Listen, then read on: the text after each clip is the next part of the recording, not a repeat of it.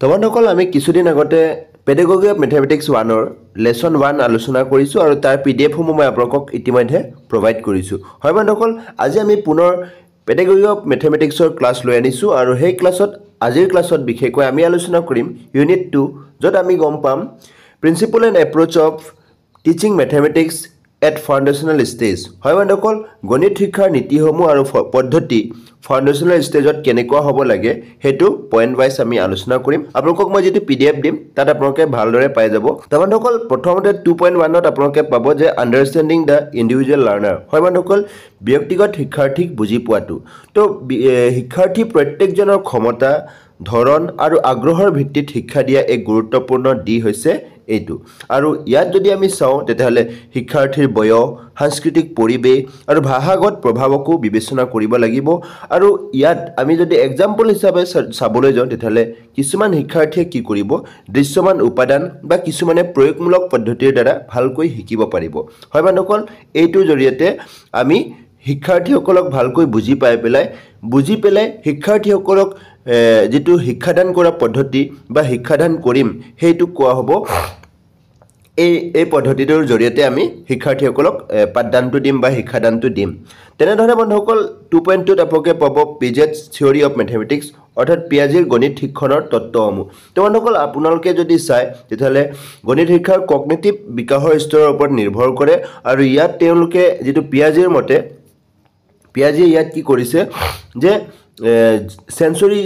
সেন্সৰি মোটৰ ষ্টেজত তেওঁ ভাগ কৰিছে সেন্সৰি মোটৰ ষ্টেজত যেটো 0 পৰা 2 বছৰ পৰ্যন্ত ইহতে কি কৰিব চাব পাৰিব ধৰিব পাৰিব আৰু অনুসন্ধানৰ যোগেদি তেওঁলোকে শিকিব তাৰপিছত প্ৰি অপাৰেশনাল ষ্টেজ যাক যেটো বয়সৰ সীমাটো হৈছে 2 পৰা 7 বছৰ ইয়াত কি কৰিব চিন্তা প্ৰক্ৰিয়াৰ বিকাশ ঘটিব আৰু প্ৰতীকসমূহ তেওঁলোকে ব্যৱহাৰ কৰিব পাৰিব অৰ্থাৎ 1 2 1 2 এইবিলাক ব্যৱহাৰ কৰিব পাৰিব তেনেধৰণে নেক্সট ষ্টেজটো হৈছে কনক্ৰিট অপাৰেশনাল ষ্টেজ যত 7 পৰা 11 বছৰ পৰ্যন্ত ইনক্লুড থাকিব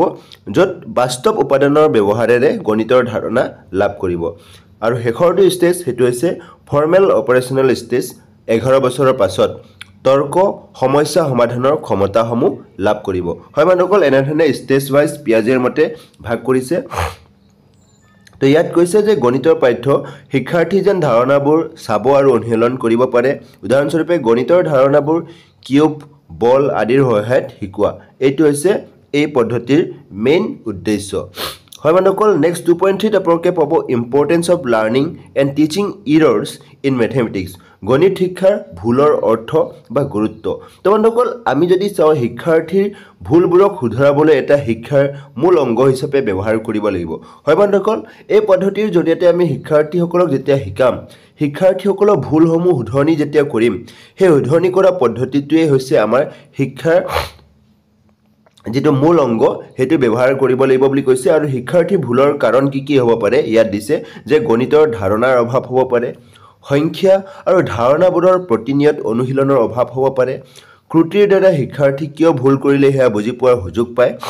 শিক্ষণৰ পদ্ধতিত কি হ'ব ইয়াত ভুলৰ ওপৰত আলোচনা কৰিব আৰু ভুলৰ পৰিমাণ বুজি পুনৰ পঢ়াব লাগিব হয় বন্ধুসকল শিক্ষাৰ্থী এজনে যেতিয়া ভুল কৰিব আৰু সেই ভুলটো কি হেতু তেওঁ উপলব্ধি কৰি পেলাই শিক্ষকজনে বা টিচাৰজনে সেই ভুলৰ ওপৰত আলোচনা কৰিব আৰু সেই ভুলৰ পৰিমাণটো কিমান সেই অনুযায়ী সেই ছাত্ৰ বা সেই ক্লাছটোত তেওঁ পাঠদানটো আগবঢ়াব হয় বন্ধুসকল এনেধৰণে এই ভুলৰ জৰিয়তে বা শিক্ষাৰ্থীয়ে কৰা ভুলৰ শুধৰণি কৰিবলৈ যাওঁতে আমি শিক্ষাৰ্থীসকলক পাঠদান কৰাও এটা পদ্ধতি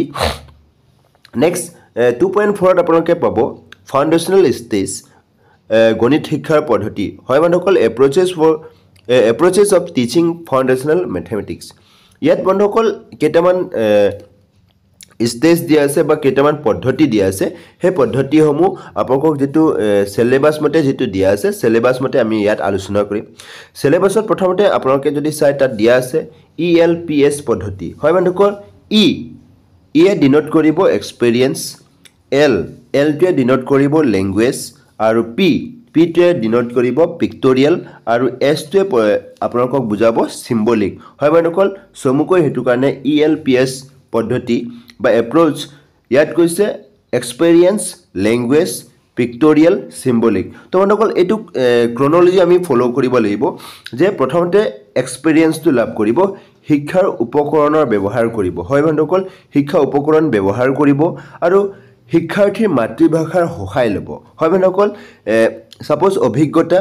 এক্সপেৰিয়েন্স লাভ কৰিব আৰু নেক্সট ল্যাঙ্গুৱেজ অৰ্থাৎ শিক্ষাৰ্থীৰ মাতৃভাষাৰ সহায়ত সেই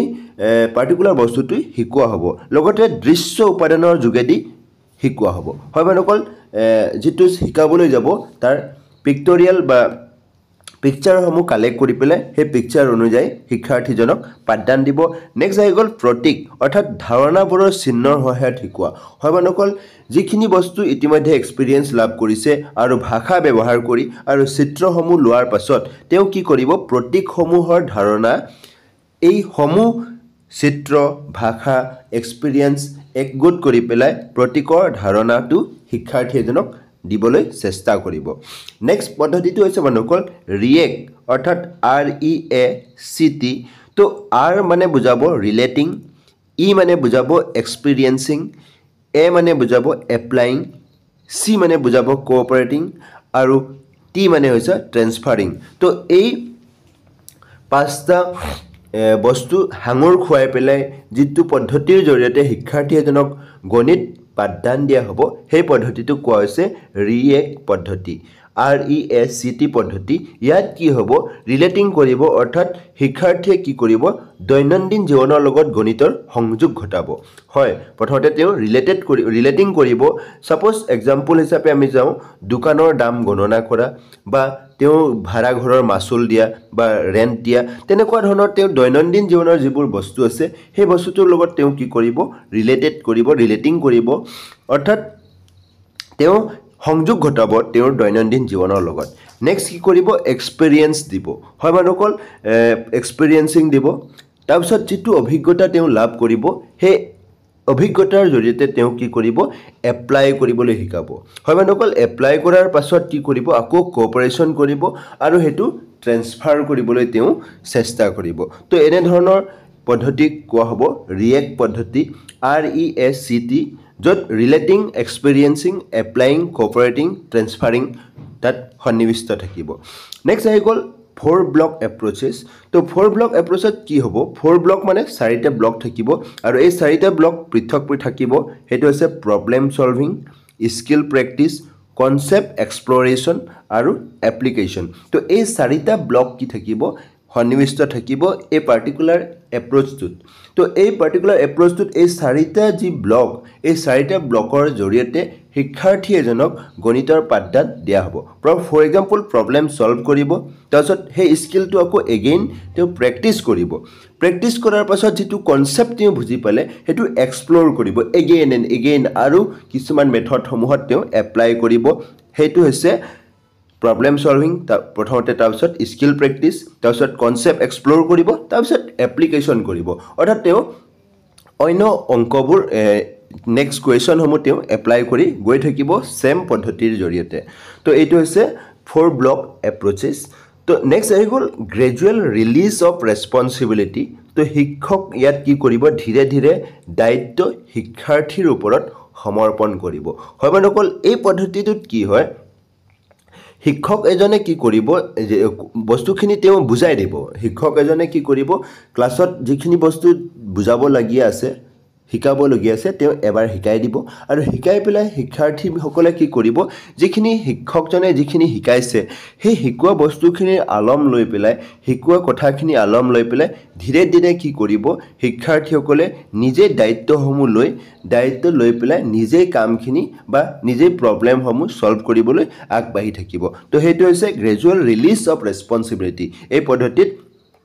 শিক্ষকে দায়িত্ব শিক্ষাৰ্থীৰ ওপৰত টোটালি অৰ্পণ কৰিব শিক্ষকে সমস্যাৰ সমাধান দেখুৱাই দিব আৰু শিক্ষাৰ্থীয়ে নিজেই চেষ্টা কৰি থাকিব তো এই পদ্ধতিটো কোৱা হৈছে gradual release of responsibility next আহি গ'ল প্ৰজেক্ট বেস এপ্ৰোচেছ তো ইয়াত প্ৰকল্পমূলক পদ্ধতি অৰ্থাৎ প্ৰজেক্ট বেস থাকিব ইয়াত কি হ'ব শিক্ষাৰ্থীয়ে প্ৰকল্পৰ মাজেৰে গণিতৰ সমস্যা সমাধান শিকিব অৰ্থাৎ সাপোজ এটা বাগিচাৰ মাটিৰ মাত্ৰা গণনা কৰা হেতু হৈছে